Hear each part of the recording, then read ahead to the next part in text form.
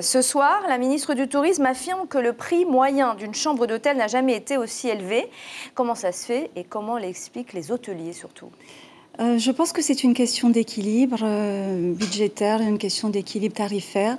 Les hôteliers ont bénéficié de taux d'occupation importants ces dernières années et aujourd'hui la concurrence est rude à l'international. Les autres destinations proposent des tarifs très intéressants. Donc vous leur conseillez quoi en clair de baisser leurs tarifs ? Justement, ce mois-ci, une campagne tactique a été lancée sur les marchés des États-Unis.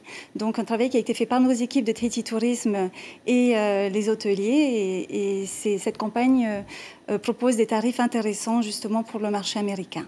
Le nombre de touristes continue d'augmenter, je le disais, 5% de plus depuis le début de l'année. Selon vous, c'est French Bee ? Nous nous réjouissons d'avoir dépassé le cap des 200 000 touristes.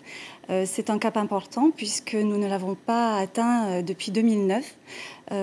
Aujourd'hui, je pense que nous devons tous profiter de l'arrivée de des nouvelles compagnies aériennes et il est temps, je pense, de consolider ces chiffres et de consolider notre offre d'hébergement et notre offre d'activité. Ce sont surtout les pensions de famille, vous parlez d'hébergement, qui en profitent. Tahiti Tourisme reprend la main d'ailleurs sur les petites structures en créant une nouvelle marque, Stay at Tahitian Guest House, séjourner dans une maison tahitienne. Qu'est-ce que cela va changer, cette nouvelle marque, concrètement ? C'est une marque qui a été créée en 2017 et la campagne 2018 Tahitian Guest House a été lancée afin d'homogénéiser la communication parce que la petite hôtellerie familiale représente un tiers des chambres disponibles dans l'hôtellerie dans toute la Polynésie. C'est 270 pensions de famille présentes sur 39 îles. Les pensions permettent d'accueillir nos visiteurs dans les archipels les plus éloignés.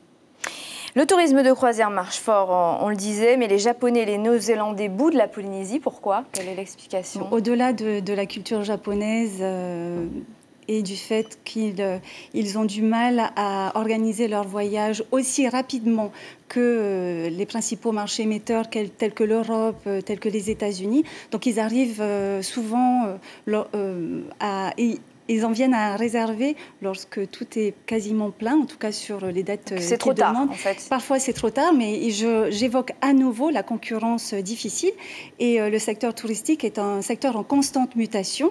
C'est à nous de profiter de la conférence annuelle qui a eu lieu cette semaine pour discuter avec les différents acteurs de l'industrie touristique polynésienne et savoir quels sont leurs besoins sur ces marchés. Et leurs attentes. Merci beaucoup Maïli Faugerat d'avoir répondu à nos questions ce soir. Merci.